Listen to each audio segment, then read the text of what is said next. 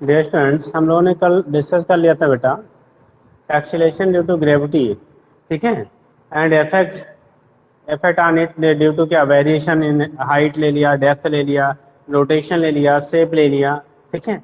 तो different cause की वजह से जो आपका क्या होता है, जी की वैल्यू में बेटा वेरिएशन होता है, वो चीज़ें हम लोगों ने डिस्कस कर लिया था। कल अपना जो डिस्कशन हुआ था जी की वैल्यू में कैसे वेरिएशन होता है, हमने इतनी कंडीशन लिए थे बेटा। एक तो यह सरफेस से जब एबव यह सरफेस जाते हैं तो जी की वैल्यू में क्या वेरिएशन होगा बेटा, यह सरफेस से बिलो जाते हैं उस कंडीशन में जी की वैल्यू में क्या वेरिएशन होगा, यह अपने एक्सेस पे रोटेशन होता है, रोटेशन की वजह से क्या वेरिएशन वहां पे मिलेगा, ठीक है। और फिर बोला था आपने क्या, जो शेप ऑफ अर्थ है, ठीक है, उसकी वजह से जी की वैल्यू में क्या वेरिएशन मिलेगा। तो डिफरेंट कंडीशंस में हमारे जी की वैल्यू जो वेरिएशंस आपके आते हैं वो अलग अलग होते हैं। वो आपके क्या होंगे, अलग अलग होंगे, कैसे होंगे, क्या होंगे, उन चीज़ों को हम लोग डिस्कस कर लिए थे बेटा। उसी पे एक आध क्वेश्चन कर लेते थे, अगले कॉन्सेप्ट हम लोग देखते हैं बेटा, ठीक। देखिए, हम एक क्वेश्चन इस पे ले लेते हैं बेटा, वेरिएशन के बेस पे ही है, ठीक है। एक क्वेश्चन है कि अगर कोई भी ऑब्जेक्ट है, ठीक है, कोई भी object, if weight of object at the air surface will be 250 newton, 250 newton, then, ठीक है, then determine the depth from the air surface at which its weight becomes half of the initial value, या उसका R E की value बोला गया है, यहाँ पे हाइट आपको दे दिया गया कि अगर उसके सेंटर से आर ई बाई टू क्या डेप्थ पे चला जाए सरफेस से, तो उस केस में वहां पे उसका वेट कितना होगा। क्वेश्चन हम यहाँ पे नोट कर देते बेटा, ठीक है। क्वेश्चन ये है, weight of an object, weight of an object at surface of earth, surface of earth is 250 newton, 250 Newton. और यहाँ पे बेटा अर्थ को एज ए क्या, सॉलिड स्फीयर ट्रीट कर रहे, यूनिफॉर्म डेंसिटी, ठीक है। तो 250 Newton, if density of earth is, if density of earth is taken, earth is taken uniform, जो डेंसिटी आपका अर्थ का है बेटा उसे हम लोग कैसे एज्यूम कर रहे हैं, uniform. If density of earth is taken uniform, taken uniform, then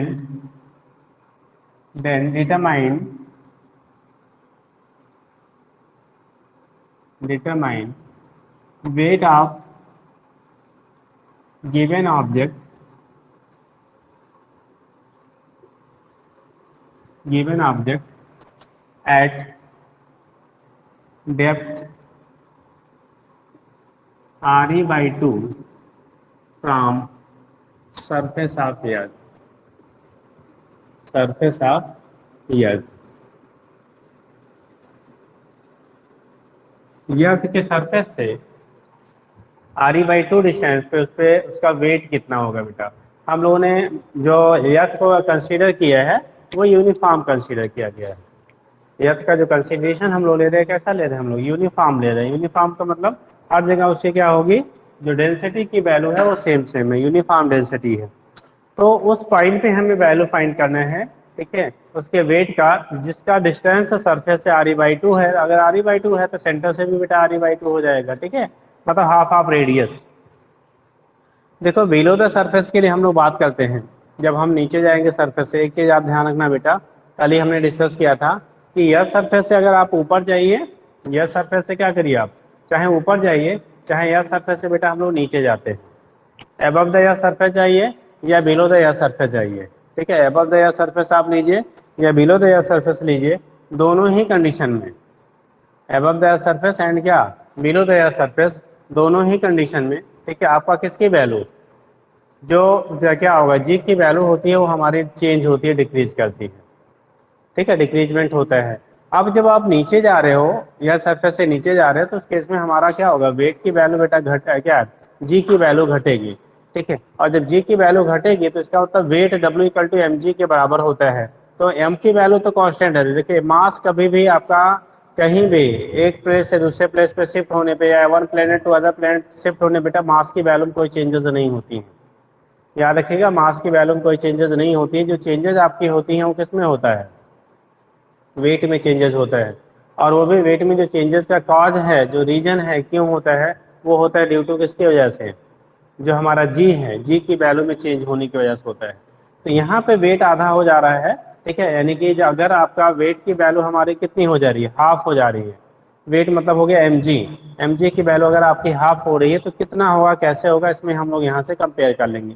देखो बिलो द एयर सरफेस हम लोगों ने बात किया था, जो फार्मूला निकाला था जी डैश इक्वल टू, ठीक है, यहाँ पे लिया था बिलो फार, बिलो यह surface far point lie below यह सरफेस, बिलो यह सरफेस के लिए फार्मूला लिखा था आपने g dash equal to g bracket में 1 minus H upon R e. ये फार्मूला हम लोगों ने डिस्कस किया था बिलो द एयर सरफेस के लिए, आपने निकाला था बिलो द एयर सरफेस के लिए जो फार्मूला आपका आया था जी डैश इक्वल टू जी, ठीक है, ब्रैकेट में 1 माइनस एच अपान आर ई। सबको याद होगा, कल आपको बताया गया था, मैं कल नहीं परसों इसको डिस्कस किया था हमने, ठीक, कि कल कल डिस्कस किया था डेप्थ की वजह से। तो कंडीशन यहाँ पे क्या करेंगे, अगर हमें ये तो जी की वैल्यू है ना, मास से आप मल्टीप्लाई कर दोगे, अगर वेट हमें फाइंड करना देयरफॉर, ठीक है, वेट ऑफ द बॉडी, अगर वेट के टर्म में लेना है तो एम से मल्टीप्लाई कर दो, ठीक है, therefore weight of the body, therefore ये चीज आ रही है बेटा, therefore weight of the body, weight of body below यह सरफेस,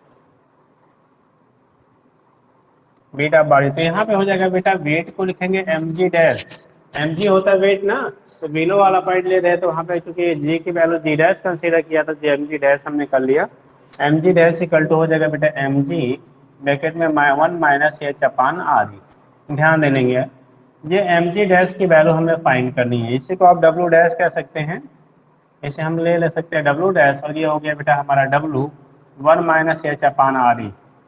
जो जी वाला रिलेशन है ना, उसी को हमने वेट के टर्म में कन्वर्ट कर लिया, किसके टर्म में कन्वर्ट कर लिया, क्योंकि मास तो चेंज होता नहीं है, जो चेंजिंग आएगा बेटा ड्यू टू जी ही आएगा, ठीक। वेट की वैल्यू आपको देखो फार्मूले में 250, क्वेश्चन में 250 न्यूटन दिया गया है, यहाँ वेट जो बॉडी का दिया गया था एट एयर सरफेस पे 250 न्यूटन दिया गया था, ठीक।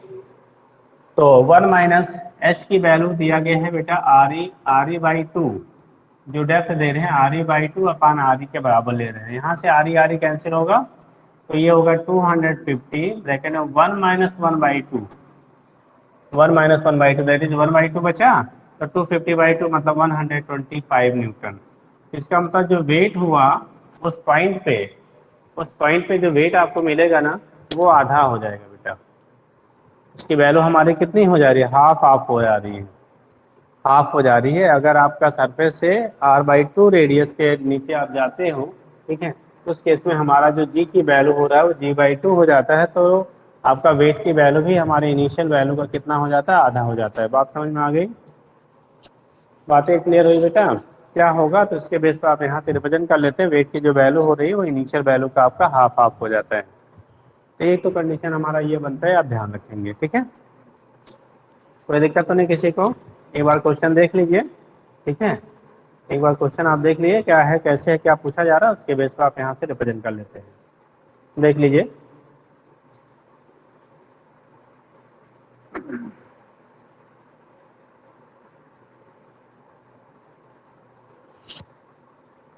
चलिए आगे बताए बेटा, समझ गए ये, इसी पे जी पे ही एक क्वेश्चन सॉल्व कर लेते हैं।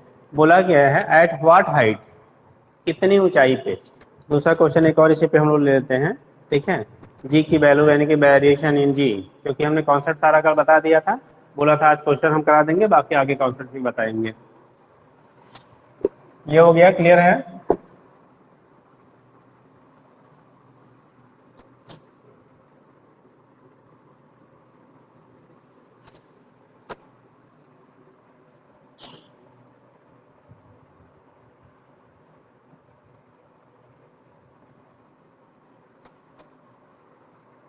देखिए नेक्स्ट हम एक क्वेश्चन इसी पे ले लेते हैं बेटा, कि बोला गया at what height above the surface of earth, surface of earth acceleration due to gravity will be, ठीक है, 1/9, कितना 1/9 of its value at the surface of earth, यानी जहाँ सरफेस का 1 बाई कितना हो जाए, 9 हो जाए। अगर आर ई की वैल्यू 6400 किलोमीटर ले रहे हैं तो बोला गया है eight what height from the air surface, eight what height from air surface, air surface at what height from your surface at which acceleration due to gravity is 1 by 9 is 1 by 9 of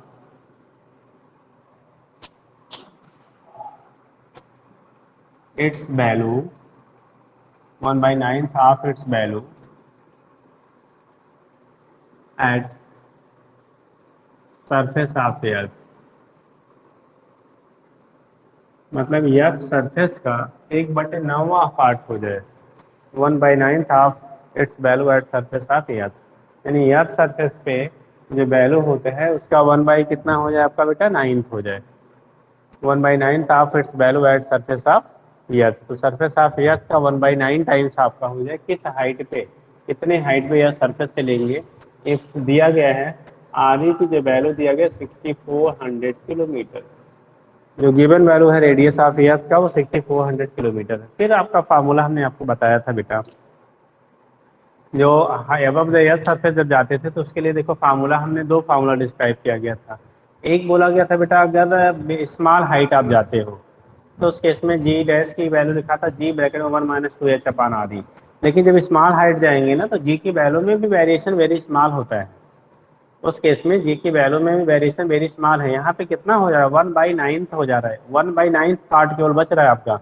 इसका मतलब आपका वो small height नहीं है, बहुत large height पे आप जाएंगे तब जाके ऐसे सिचुएशन हमें अराइज होंगे। ठीक है, तो ऐसे कंडीशन में करने के लिए हम लोग क्या करते हैं बेटा, आपने रिलेशन लिखा था, देखो इसके लिए आपने दूसरा फार्मूला लिखा था g dash equal to g upon 1 + h upon R ई का होल स्क्वायर। तो हम उस फार्मूले को यूज करेंगे। ठीक है, तो आया g dash equal to g upon 1 + h by R ई का क्या लिखा था आपने, होल स्क्वायर। एक फार्मूला ये लिखा था, क्योंकि चेंजेस वेरी लार्ज हैं, जो हमारा चेंज वेरिएशन आ रहा हो कैसा है, वेरी लार्ज है। तो उस कंडीशन में आपका क्या यानी एच की वैल्यू भी लार्ज होगी। तब इस केस में हम लोग ऐसे नहीं कर सकते जी वो सेकंड फार्मूला आप यूज नहीं करेंगे जहाँ पे लिखा था g dash equal to g bracket 1 - 2h upon R e. तो यहाँ पे लिख लिया हमने इस पे, देखो अब यहाँ से जी डैश अपान जी कर लीजिए, g dash upon g equal to 1/1 + h by R ई का क्या हो गया, होल स्क्वायर हो गया। ठीक, इस जी डैश अपान जी की वैल्यू जो दी गई है का आपको जो दिया गया जी डैश बाई जी 1/9 दिया गया है, यानी कि जी का 1/9 हो गया, जी बाई 9 ऊपर हो गया, अपान जी जी जी कट गया, 1/9 टाइम्स आपका आया। ठीक है, तो इसका मतलब यहाँ जो वैल्यू आ रही है 1 बाई कितनी आ जाएगी, 9। ये वैल्यू आपको दिया क्वेश्चन में है 1/9, देखो कहीं लिखा है आपने 1/9 पार्ट आप। ठीक, इक्वल टू हो जाएगा बेटा आपका 1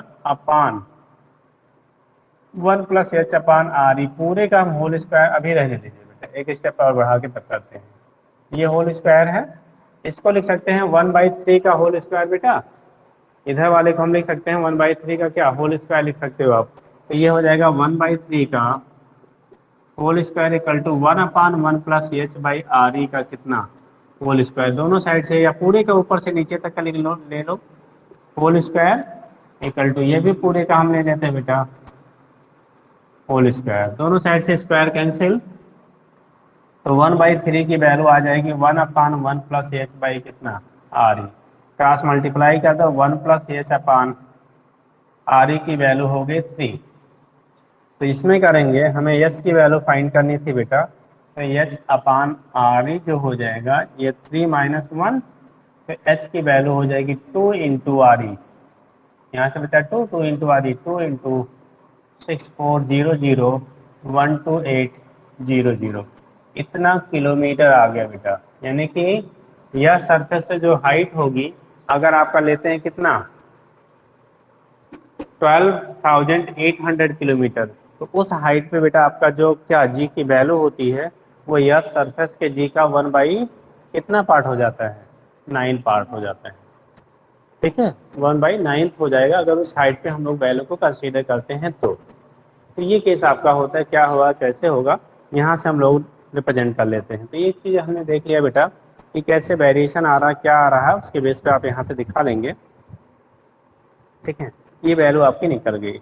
हम लोगों ने बीच में आपको पहले ही बताया था बेटा, अगर कोई ट्रायंगल है कैसे क्या डिफरेंट कॉर्नर्स पे आपको दिए गए मासेस, तो वहाँ पे नेट सेंटर पे फील्ड वगैरह कैसे होता है वो चीज़ें हमने बताया था। तो आगे हम पढ़ेंगे भी इसके बाद बेटा, ये तो समझ गए ना। तो क्वेश्चन ढेर सारे बनते हैं, आप देख लेना। हमने दो डिफरेंट टाइप का, एक बार एबव एक बार बिलो पे करा दिया। अब वहाँ पे लैंग्वेज चेंज कर देंगे बट कॉन्सेप्ट जो है वो वही रहेगा। अब उसको अप्लाई कैसे, कब, कहाँ, कौन करेंगे, ये चीज़ें आपको तभी बेहतर पता चल पाती जब आप क्वेश्चन सॉल्व करते हैं। तो इसीलिए बार बार आपको रिपीट किया जाता है कि क्वेश्चंस करते रहिए। ठीक है, ऑब्जेक्टिव क्वेश्चंस करते रहिए। आपके क्या जो अनसॉल्व आते हैं वहाँ पे आप करते रहिए, उससे आपको क्या एक लेवल मिलता है, कितना क्या पूछा जा रहा है, कैसे, वो सारी चीज़ें आपको वहाँ से ठीक है पता चलती रहती है। बाकी जो चीज़ें हैं वो लोग हम लोग तो बता ही रहे हैं, बट ये है कि चूँकि आप आफ्टर ऑनलाइन का मोड पे हैं, तो ऑनलाइन मोड पे चीज़ें बेटा वो चीज़ें नहीं मिल पाती हैं जो ऑफलाइन पे होती हैं। ये यूनिवर्सल है, कितना भी आप क्या कर लिया जाए, बट जो आपका इम्पैक्ट ऑफलाइन का होता है, आप सामने जब बैठे होते हो, वो इम्पैक्ट आपका कभी भी ऑनलाइन का पॉसिबल नहीं है। ये एक ऑप्शन है कि नहीं कुछ है तो चलो थोड़ा कुछ ही सही, वही कंडीशन है, बट ऑफलाइन का कभी भी ऑनलाइन आपका ऑप्शन नहीं हो सकता है। ठीक, चलिए फिलहाल तो नेक्स्ट हम लोग बात कर रहे हैं बेटा, ये तो केस हमने कर लिया कैसे होता है क्या है। तो डिफरेंट फील्ड की वैल्यू क्या, अच्छा ग्रेविटेशनल क्या ग्रेविटेशनल एक्सेलरेशन की वैल्यू कैसे वेरिएशन होता है, वो चीज़ें हम लोग डिस्कस कर लेते हैं। एक पॉइंट समझ लीजिए ऐसे ही, उसको कुछ बहुत लिखने पढ़ने की चीज़ें नहीं है, सुन लीजिए ऐसे ही। एक होता है इनर्शियल मास होता है बेटा, और एक होता है ग्रेविटेशनल मास। देखो इनर्शियल मास का मतलब होता है कि जो हम लोग या न्यूटन लॉ ऑफ मोशन पढ़ा था, उसमें सेकेंड लॉ पढ़ा था F equal to m a. तो F equal to m a में जो हम लोग मास लेते हैं बेटा ना, वो उसका हमारा वहाँ पे इनर्शियल मास होता है, यानी कि जिसकी वजह से बॉडी की इनर्शिया मेंटेन होने की टेंडेंसी होती है, वहाँ पे उस टर्म में उसे हम लोग लेते हैं inertial mass. F equal to m a, m equal to F by a. मतलब किसी बॉडी पर अगर आप फोर्स अप्लाई करते हैं तो फोर्स और जो उसमें एक्सीलरेशन डेवलप हो रहा है उनका जो रेशियो होता है वो उस बॉडी का इनर्शियल मास कहलाता है। वो उस बॉडी के लिए क्या कहलाएगा, आपका इनर्शियल मास कहलाता है। ठीक है, और इनर्शियल मास की वैल्यू जितनी ज़्यादा होती है हम बोलते हैं उस बॉडी की इनर्शिया। ठीक है, यानी क्या उसमें चेंज करने की टेंडेंसी उतनी कम होगी, इनर्शिया की वैल्यू उतनी हाई होती है। ठीक है, तो उसमें चेंजेस के लिए हमें लार्ज फोर्स की क्या होती है, रिक्वायरमेंट होती है। तो उसके बेस पे दिखा देते हैं बेटा इनर्शिया क्या होता है, इनर्शियल मास क्या होते हैं, वो चीज़ें हमारे यहाँ पे रिप्रेजेंट हो जाती हैं। हो जाएगा। चलिए, तो इनर्शिया एंड क्या कंडीशन हमारी हो गई, इनर्शियल मासेस की क्या होती हैं, कैसे होती हैं, उसके बेस पे आप यहाँ से रिप्रेजेंट कर लेते हैं। आगे केस हम लोग देखते हैं बेटा, ये तो इनर्शिया हो गई, क्या होती है। दूसरा होता है ग्रेविटेशनल मास। देखो ग्रेविटेशनल मास में हमने फार्मूला पढ़ा था बेटा, कोई भी बॉडी अगर है यह सरफेस पे रखी गई है तो उस पर लगने वाला जो ग्रेविटेशनल फोर्स होता था F equal to ji m1 m2 या m बाई आर स्क्वायर करते थे, या रेडियस के टर्म में आर ही लेते थे तो आर स्क्वायर लेते थे। यहाँ पे जो m है, स्मॉल m जो ले रहे हैं एम में m, ये स्मॉल m जो होता है बेटा उसका ग्रेविटेशनल मास कहलाता है।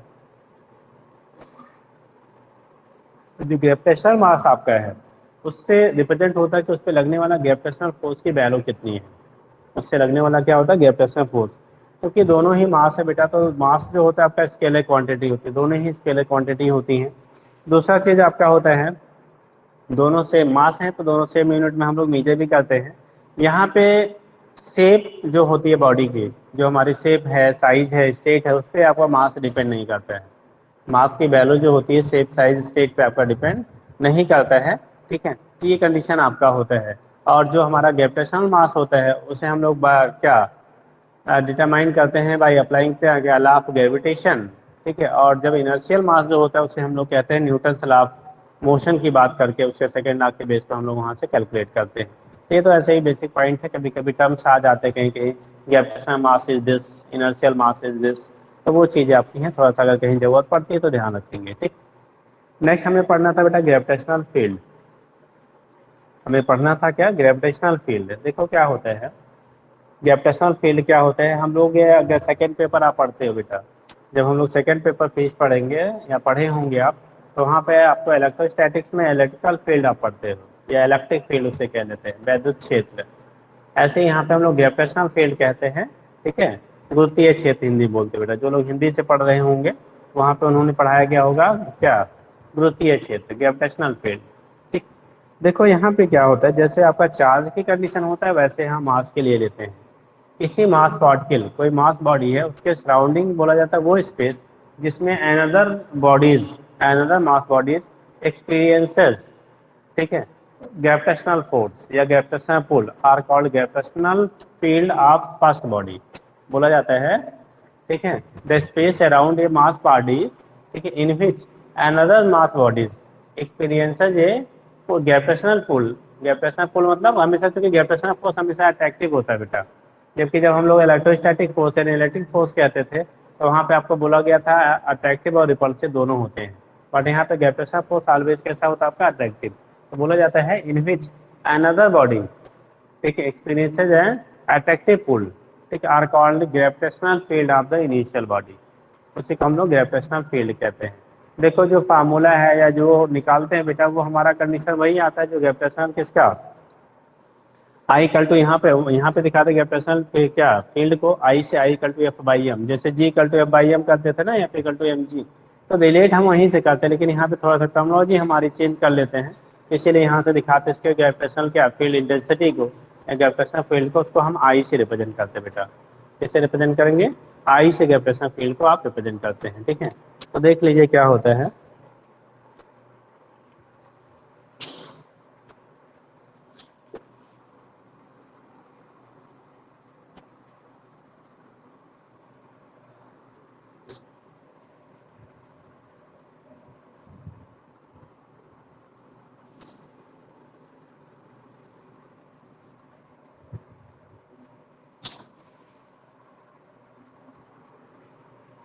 पॉइंट आपका gravitational field,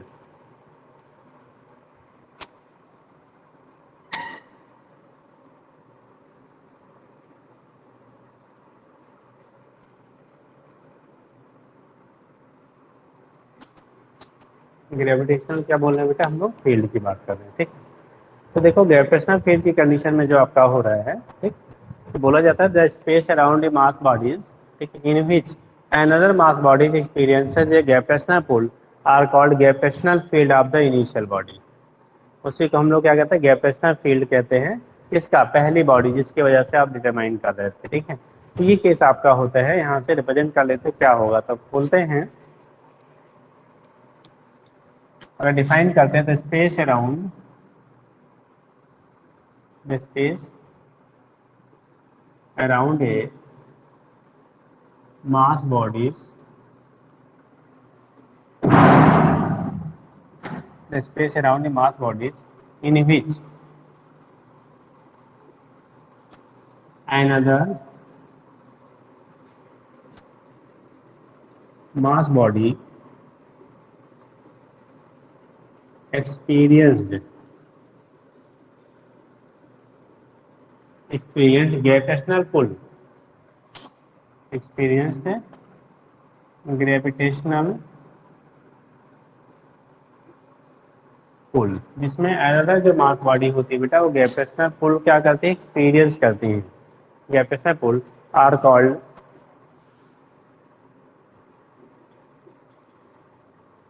gravitational field of initial body, are called gravitational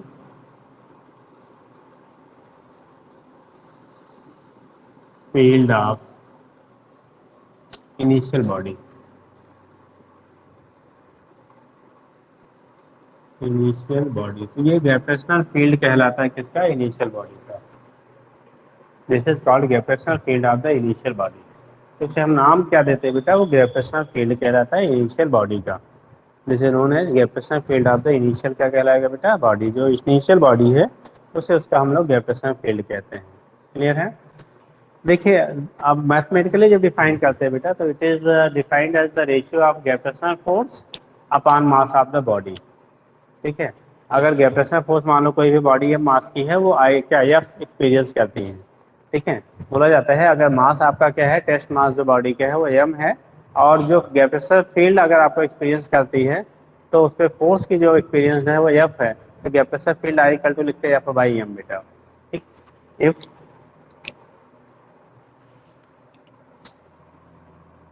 a test mass, if a body test mass of body is m and it experienced a force, कितना F on the body, it experienced a force F on the body। ठीक है, अगर उस पर force या gravitational force जो कह लो, ये ग्रेविटेशनल फोर्स है बेटा, gravitational force F on the body, then gravitational field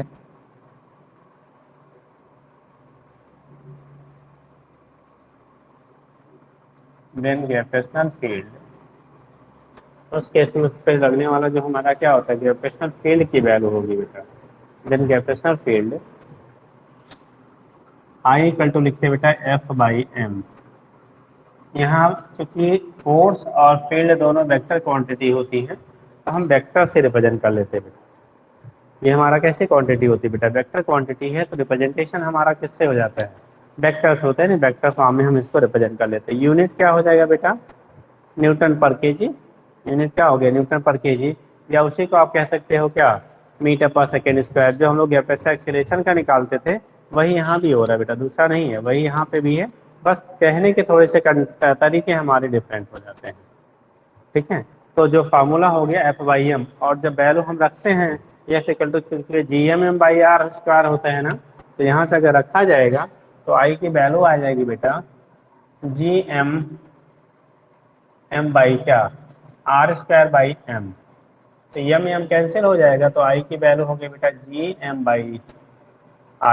m है जिस बॉडी की वजह से आपका ग्रेविटेशनल फील्ड आपका कैलकुलेट कर रहे हैं, r डिस्टेंस है उससे, r जो आपका है वो क्या है, आपका डिस्टेंस है। तो इसके बेस पे आप रिप्रेजेंट कर लेते हैं बेटा, क्या होगा कैसे होगा, यहाँ से आपका रिप्रेजेंटेशन हो जाता है।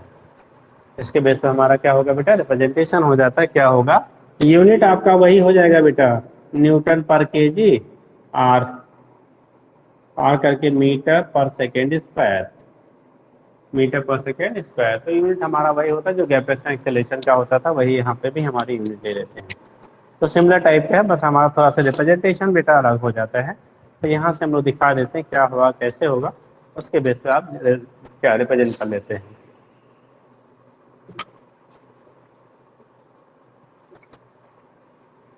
आगे देखते हैं बेटा, ये तो समझ गए ना। नेक्स्ट बात हमारा हो जाता है ग्रेविटेशनल फील्ड। जो ग्रेविटेशनल फील्ड होता है, ठीक है, ऑफ डिफरेंट ऑब्जेक्ट। देखो आपने यहाँ जो स्पेशली है बेटा, डिस्क्रिप्शन जो होता है इलेक्ट्रिक फील्ड के केस में है, लेकिन चूंकि ग्रेविटेशनल फील्ड भी उसी पैटर्न पे हमारा यहाँ मिलता है, तो हम यहाँ पे शार्ट में डिस्क्राइब कर दे रहे हैं।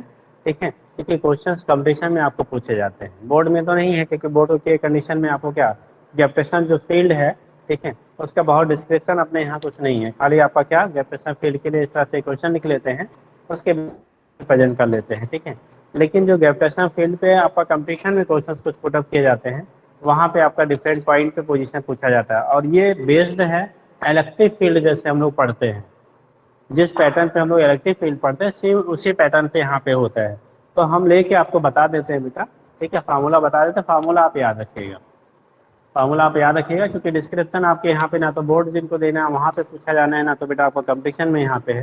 कंपटीशन बोर्ड में जो डिस्क्रिप्शन है वो इलेक्ट्रोस्टैटिक्स में आपका है, इलेक्ट्रिक फील्ड जब डिस्कस करेंगे तो वहाँ पे आपको ड्राइव किया जाएगा। फिलहाल यहाँ पे ड्राइव नहीं करेंगे, यहाँ हम लोग डायरेक्ट डिस्कस करेंगे। ठीक है, देखिए ये समझ गया भैया।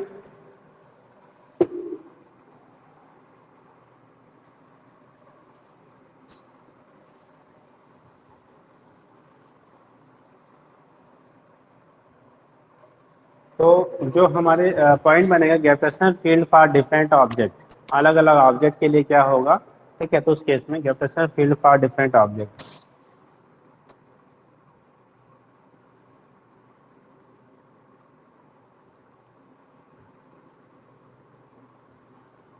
अलग अलग जो हमारे ऑब्जेक्ट है बेटा, जो डिफरेंट हमारे क्या होते हैं ऑब्जेक्ट होते हैं, उसके लिए क्या जो हमारा ग्रेविटेशनल फील्ड होगा उसके लिए रिलेशन क्या बनेगा।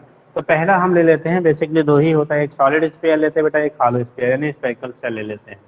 तो पहला हम लेते हैं intensity due to uniform solid sphere. Intensity due to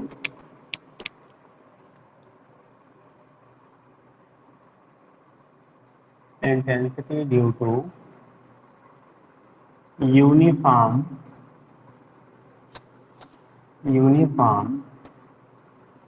solid sphere. Uniform solid sphere की वजह से जो इंटेंसिटी होगा उसकी वैल्यू क्या होगी बेटा, intensity due to uniform solid sphere. अगर आपका सॉलिड स्फीयर जो है वो यूनिफॉर्म है तो उसकी वजह से आपकी इंटेंसिटी क्या होगी, ये चीज़ें हम लोग डिस्कस करेंगे। Intensity due to uniform solid sphere, intensity due to क्या हो गया, यूनिफॉर्म सॉलिड स्फीयर। देखिए यहाँ पे बेसिकली हम लोग 3 पॉइंट लेते हैं बेटा। एक होते हैं आउटसाइड द सरफेस, यही चीज़ इलेक्ट्रोस्टैटिक्स में पढ़ेंगे, वहाँ हम लोग डायरेक्ट करेंगे, यहाँ पे बेटा हम लोग डायरेक्ट लिख ले रहे हैं, ठीक है। तो इसमें आउटसाइड द स्फीयर, दूसरा होता है बेटा on the surface of sphere, तीसरा होता है inside the sphere. Outside the sphere, ठीक, on the surface of sphere, और अगला हमने लिखा क्या, इनसाइड द स्फीयर। तो अलग अलग पॉइंट पे हम लोग वैल्यू यहाँ से डिटरमाइन करते हैं बेटा। डिफरेंट हमारे जो पॉइंट्स होंगे उस पर हम लोग यहाँ पे वैल्यू क्या करते हैं, डिटरमाइन करते हैं क्या हुआ कैसे होगा, ठीक है। तो देखिए कैसे हम लोग कर रहे हैं। तो पहला हम लोग ले रहे हैं बेटा क्या, intensity due to uniform solid sphere है। पहला पॉइंट हम लोग ले रहे हैं आउटसाइड द स्फीयर। जैसे मान लो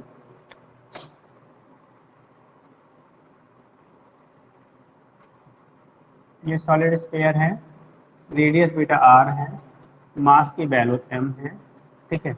हमने पॉइंट ले लिया यहाँ पे, इस पॉइंट पे अगर आपको निकालना है, एक आउटसाइड पॉइंट दे रहे हैं, आउटसाइड वाले पॉइंट को हमने ए से दिखा दे रहे हैं, सरफेस पॉइंट को बेटा बी से दिखा लेंगे, और एक पॉइंट इनसाइड ले लेंगे। एक पॉइंट क्या ले रहे हैं बेटा, इनसाइड ले रहे हैं, ठीक है। इनसाइड, इनसाइड के लिए जो आर लेंगे ना, ठीक है, इसके लिए मान लो आर है, R out, R outside, R inside और आर सरफेस, तो आर ही है।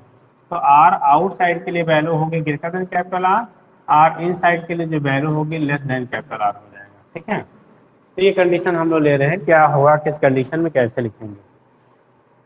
तो पहला फार पॉइंट लेते बेटा फार आउटसाइड, और ये सॉलिड स्फीयर है। एक चीज हमें ध्यान रखना है बेटा, ये हम लोग निकाल जो रहे हैं ना, वो किसके लिए है, सॉलिड स्फीयर के लिए है, ठीक है।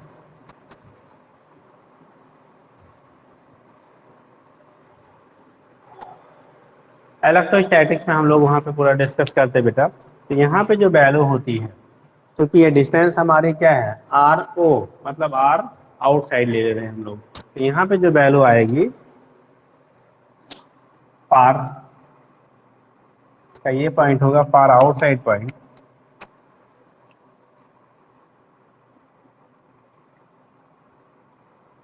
फार आउटसाइड पॉइंट। अगर पॉइंट हमारा आउटसाइड ले रहे हैं बेटा, बाहर ले रहे हैं, तो स्फीयर के सरफेस से कहाँ पे लिया आपने, बाहर लिया, तो उसके रेडियस की वैल्यू आर, या तो यहीं पे ले लेते बेटा, इसको हम आर ओ से दिखा दो या आर से ही दिखा लो, जिससे भी आप रिप्रेजेंट कर लीजिए, ठीक है। तो इस केस में जो आप दिखाएंगे ना, तो वैल्यू हमारे क्या होगी फार आउटसाइड पॉइंट के लिए, ठीक है।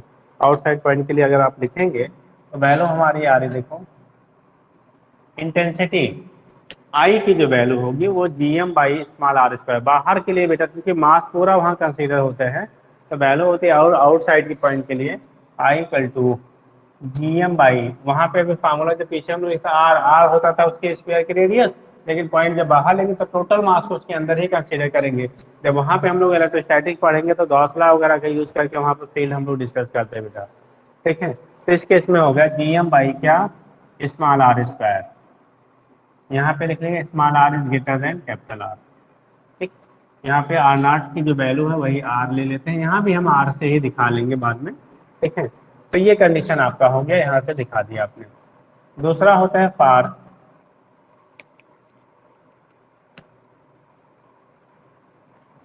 Surface point.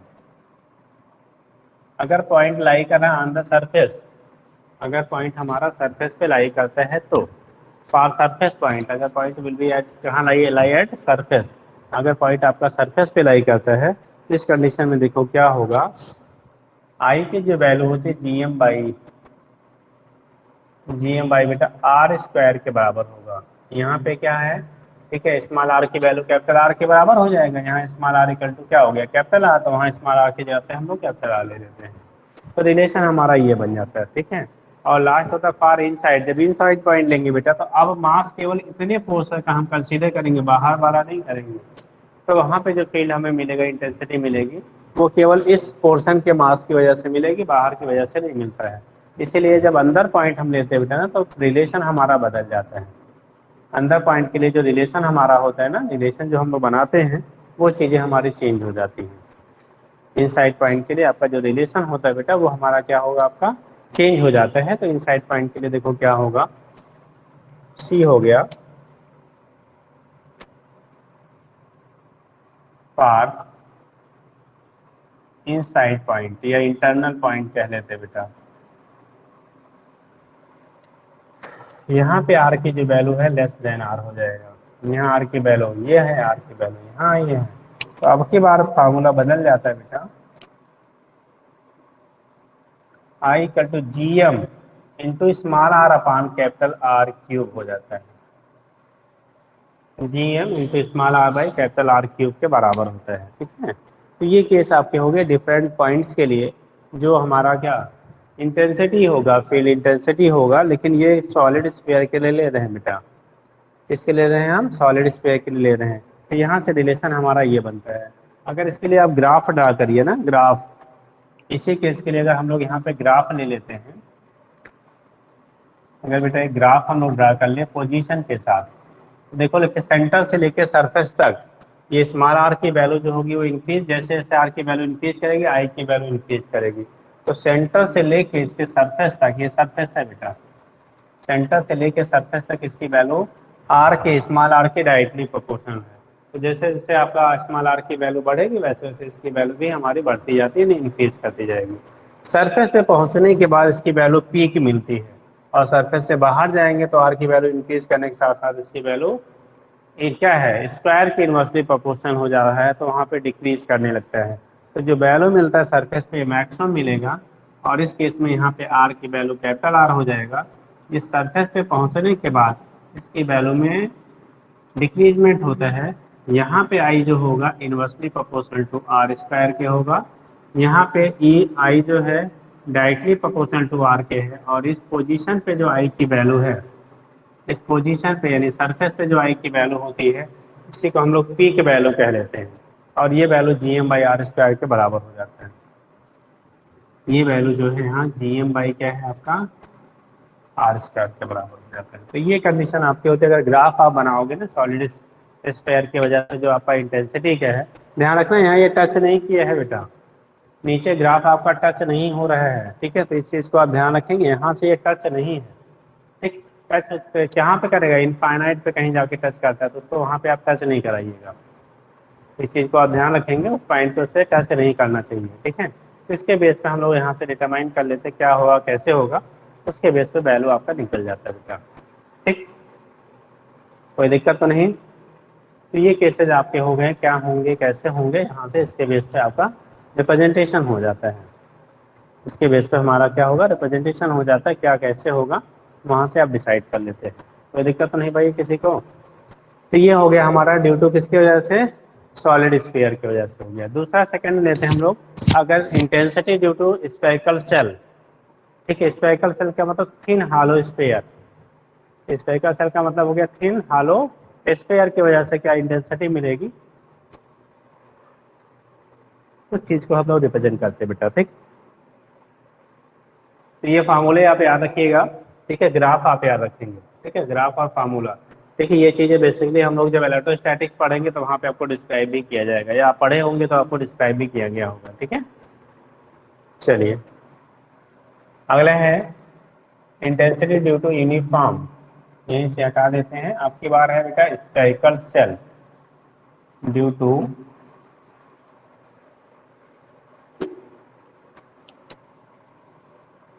Spherical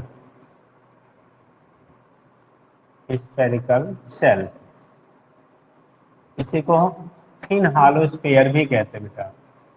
thin hollow sphere, hollow sphere है लेकिन बेटा कैसा है, थिन वाल्ड होता है, तभी हम लोग उसको स्फेरिकल सेल कहते थे। और वैसे जब जन्म लेते थे थिक वाल्ड जब होता था तो हालो स्फीयर बोल लेते थे। तो यहाँ पे हम लोग स्फेरिकल सेल की बात कर रहे हैं बेटा, किसकी बात कर रहे हैं, स्फेरिकल सेल की हम लोग बात कर रहे हैं। तो इस चीज को ध्यान रखेंगे, ठीक है। कैसे होगा देखो, जब स्फेरिकल सेल के लिए लेते हैं बेटा तो एक चीज ध्यान रखना, सरफेस के बाहर और सरफेस पे फील्ड के लिए फार्मूला हमारा वही बनता है।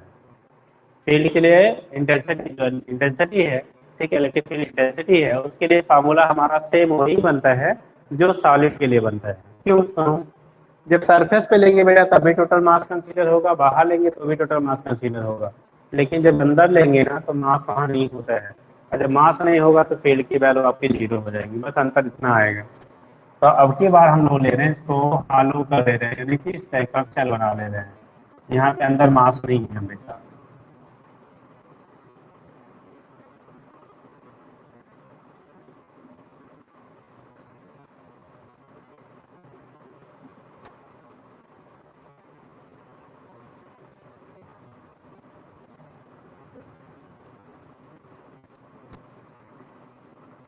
ये केस आप, ठीक।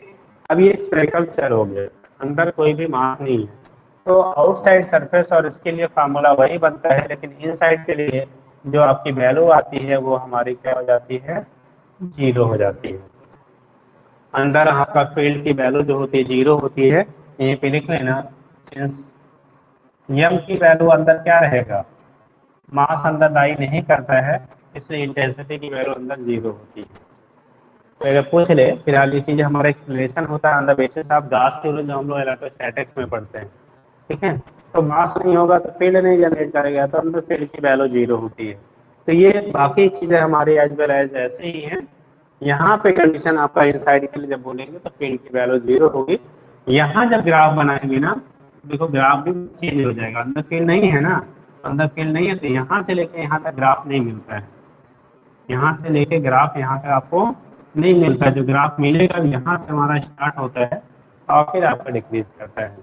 तो जो ग्राफ बनाएंगे वो इस पॉइंट के बीच में बनाएंगे सरफेस, ये small R equal to capital R है, यहाँ small R greater than capital R है, इधर small R less than capital R है, सेंटर वो ग्राफ हमारा चेंज हो जाता है। तो एक बार देख लीजिए इसको भी, फिर आगे हम लोग डिस्कस करें। एक बार इसका भी कंडीशन देख लीजिए आप, ग्राफ वगैरह, फिर आगे हम डिस्कस करते हैं।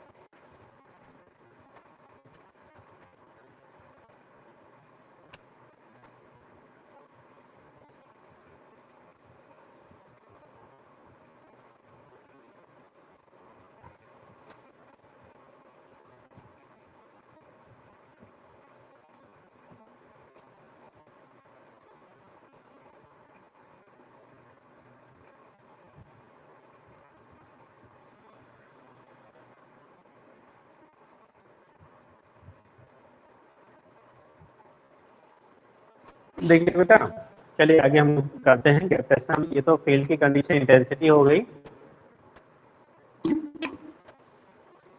नेक्स्ट आप लेंगे गैपेशनल क्या पोटेंशियल, गैपेशनल पोटेंशियल की वैल्यू क्या होगी वो हम देख लेते हैं, बाकी फिर जैसा टाइम रहता है कल देखते हैं।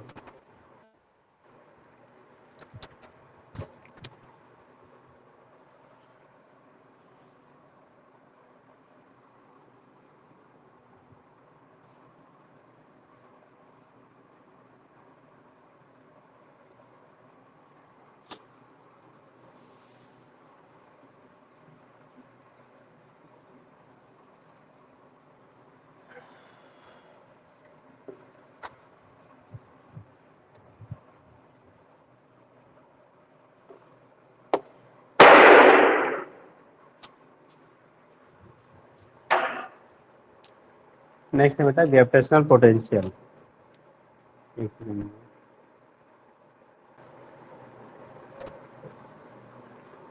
तो ये केस आपका हो जाता है बेटा। अगला हम लोग को पढ़ना था ग्रेविटेशनल पोटेंशियल। ग्रेविटेशनल पोटेंशियल क्या होता है, हमने यहाँ पे ग्रेविटेशनल फील्ड इंटेंसिटी देख लिया। तो नेक्स्ट बात करते हैं बेटा ग्रेविटेशनल पोटेंशियल का। तो देख लीजिए,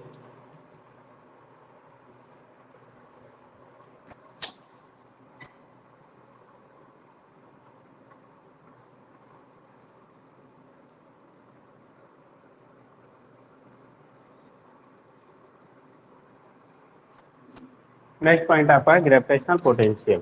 ठीक है, अगला पॉइंट आपका है ग्रेविटेशनल क्या पोटेंशियल क्या होता है, कैसे होता है। तो यहाँ पे जब हम लोग डिस्कस करेंगे, इस पे जब हम लोग डिस्कस करेंगे क्या होगा ग्रेविटेशनल पोटेंशियल की वैल्यू, तो बोला जाता है बेटा इनफाइनाइट से किसी यूनिट चार्ज को ग्रेविटेशनल फील्ड के अंदर ले आने में जो वर्क करना पड़ता है, जो वर्क डन होते हैं, उसे को ग्रेविटेशनल पोटेंशियल कहते हैं। तो बोला जाता है the work done in taking a test mass from infinity to gravitational field. ठीक है, कहाँ से infinity to gravitational field is called gravitational potential at that point. मतलब किसी यूनिट मास को इनफाइनाइट से ग्रेविटेशनल फील्ड के अंदर किसी पॉइंट तक ले आने में डन होता है, वो उस पॉइंट पे आपका ग्रेविटेशनल पोटेंशियल कहलाता है। उस पॉइंट के क्या नाम देंगे हम लोग बेटा, ग्रेविटेशनल पोटेंशियल कह लेते हैं। ठीक है, तो अगर आप डिफाइन करना चाहते हैं बेटा, इसको डिफाइन करना चाहते हैं ग्रेविटेशनल पोटेंशियल कैसे होता है, तो हम लोग कहते हैं the work done in bringing a unit test charge from infinity to that point in the gravitational field is called gravitational potential at that point. ठीक है, तो ये केस हो गया। अगर डिफाइन करते हैं बेटा तो लिखते क्या है, the work done in bringing मतलब लाने में बेटा, bringing unit test charge from कहाँ से, फ्रॉम इन्फिनिटी। ठीक है, the work done in bringing unit test charge from infinity to a point inside inside gravitational field inside gravitational field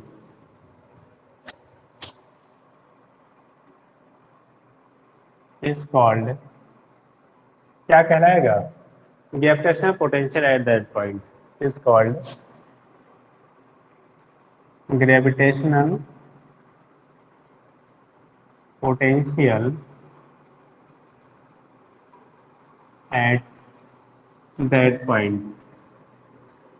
at that point उसी को कहते हैं बेटा ग्रेविटेशनल पोटेंशियल। उस पॉइंट को हम लोग क्या नाम देते हैं बेटा, ग्रेविटेशनल पोटेंशियल कहते हैं। It's called gravitational potential at that point, this is known as gravitational potential at क्या कहलाएगा पॉइंट। तो ये केस आपका होता है ग्रेविटेशनल पोटेंशियल क्या होगा, इसके बेस पर हम लोग दिखा लेते हैं। इसके बेस पर आप दिखा देते हैं ग्रेविटेशनल पोटेंशियल की वैल्यू क्या होती है। तो अगर मैथमेटिकली लिखते हैं, मैथमेटिकली हम लोग लिखते हैं बेटा, तो सिंपल सा डायरेक्ट अगर लिखा जाता है V equal to W by M कह लेते हैं। V इक्वल टू क्या लेते हैं, डब्ल्यू बाई एम।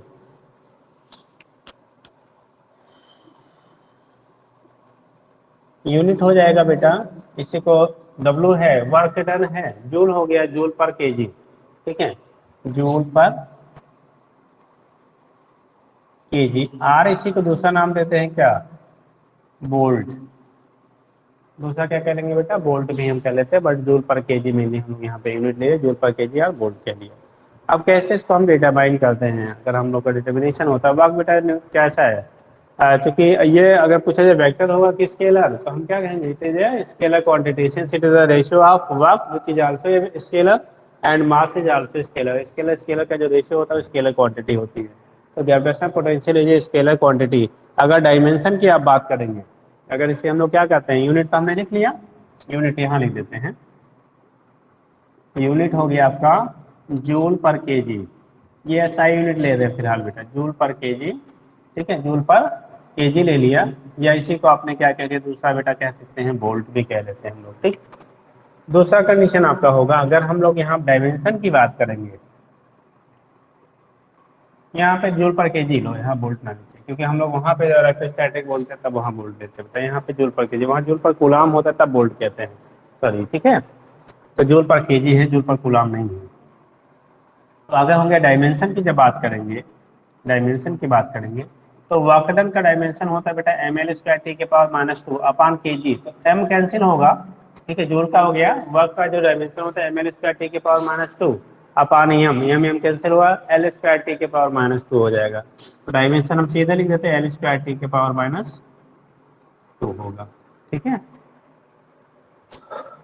तो ये केस आपका होता है, यहाँ से आपने दिखा दिया क्या होगा कैसे होगा, उसके बेस पे आप रिप्रेजेंट कर लेते हैं, ठीक। तो अगर कहीं जरूरत पड़ती है तो थोड़ा ध्यान रखेंगे आप। अब दूसरी चीजें हम लोग लिखते हैं बेटा, दूसरा कंडीशन हम लोग लिखते हैं कैसे, अगर आपको डिटरमाइन करना है तो डिटरमाइन कैसे हम करते हैं। जैसे अगर डिटर्मिनेशन करना हो तो कैसे करेंगे, देखो सपोज दैट ये पॉइंट हमारा है, ठीक है, कोई क्या है, मास पार्टिकल है, कैपिटल एम है, ठीक है, एक मास पार्टिकल आपका है, कोई कैपिटल एम है, इससे लाइन हमने ड्रा के लिए, ये पॉइंट हमने ए ले लिया बेटा, दूसरा पॉइंट एक क्लोजर पॉइंट हमने बी ले लिया। इस पॉइंट ए की जो डिस्टेंस यहाँ से ले रहे हैं बेटा आर है, ठीक है, क्या है आपका आर है। अगर इस पे एक टेस्ट मास हम रख दिया जाए, अगर इस आर पे एक कोई आपने टेस्ट मास रख दिया स्मॉल एम, एक स्मॉल एम मास हमने टेस्ट मास रख लिया, ठीक है, ए पे रख दिया, बी पे रख दिया, जहां भी रख लो आपने, ठीक। इनके बीच के सेपरेशन को, ए बी के बीच का सेपरेशन हमारा डी आर है, ठीक है, कितना है डी आर है। तो होता क्या है, कैसे हम लोग डिस्क्राइब इसको करते हैं, बोला क्या जाता है, अगर आपने एक टेस्ट मास रखा, ठीक है, या यूनिट मास ले लेते हैं वहाँ पे, क्योंकि हम लोग डिफाइन किया है यूनिट मास के टर्म में, टेस्ट मास रखेंगे तो आप टेस्ट मास रखिएगा, तो बाद में हमारा यहाँ मास का क्या रेशियो निकालेंगे तो कैंसिल कर देंगे। फिर हाल यहाँ पे हम लोग यूनिट मास ले लेते हैं कि एक यूनिट मास रखा हमने पॉइंट बी पे। अब उसको अगर हम लोग वहाँ पे लगने वाला जो फोर्स है, जो फोर्स की वैल्यू है, ठीक है, तो force on the unit mass, force on unit mass, unit mass पे फोर्स की जो वैल्यू होगी, एफ की जो वैल्यू आएगी बेटा G M by R square के बराबर हो गया। जी एम बाई क्या हो गया आपका आर स्क्वायर के बराबर हो गया, तो फोर्स की वैल्यू होगी। अब इस यूनिट मास पे ये जो फोर्स हमारा लगेगा, इसके लगने वाला जो फोर्स इस पे होगा टूवर्ड्स हमारा क्या होगा, ये मान लो ओ है पॉइंट, ओ की तरफ आपका होगा, ठीक है। अब हमने सपोज किया कि जो यूनिट मास है, जो यूनिट मास है, इसको आप शिफ्ट कर रहे हैं from B to A due to this force, ठीक है, this is the shifted from point B to A. अगर बी से लेके हम कहाँ तक ए तक इसको शिफ्ट करते हैं, तो उस केस में हमें वर्क डन कितना करना पड़ेगा, ठीक है। The work done, the work done in shifting, in shifting unit मास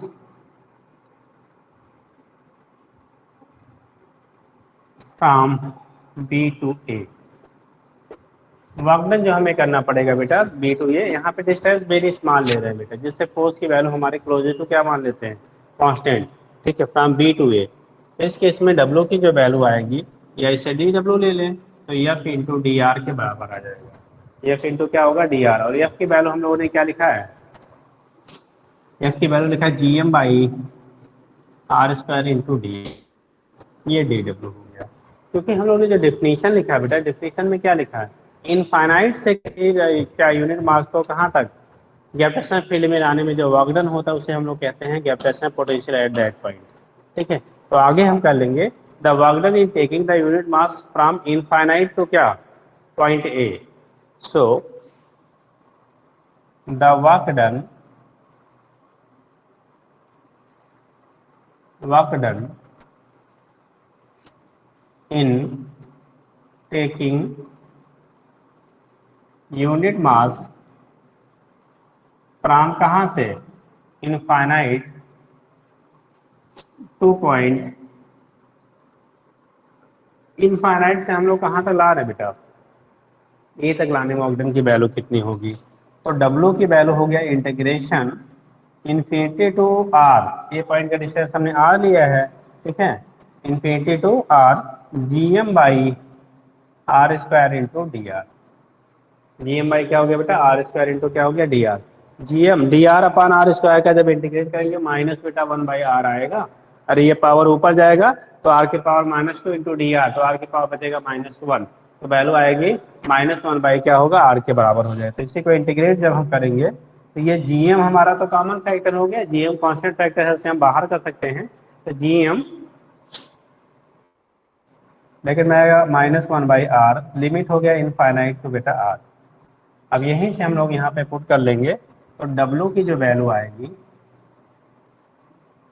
देखो जीएम ब्रैकेट में एक बार अपर लिमिट -1/r -1 इनफाइनाइट, ये माइनस माइनस फिर प्लस होगा, और इनफाइनाइट से किसी नंबर में डिवाइड करते तो वैल्यू हमारी हो जाती है बेटा 0। ये फैक्टर तो 0 हो गया, तो नेट वैल्यू कितना आ गया, -gm/r। ये हमारा वाकडन मिला अभी। क्या मिला बेटा, वाकडन। क्योंकि हम यूनिट क्या मास पार्टिकल के लिए हमने वाकडन निकाला, वही जो यूनिट मास पार्टिकल है वही हमारा क्या हो जाएगा, तो जो वाकडन होगा वही पोटेंशियल के बराबर हो जाएगा। तो लिख लेते हैं, ठीक है। सो ग्रेविटेशनल पोटेंशियल, ठीक है। So gravitational potential V at the distance R from mass m, ठीक है। सो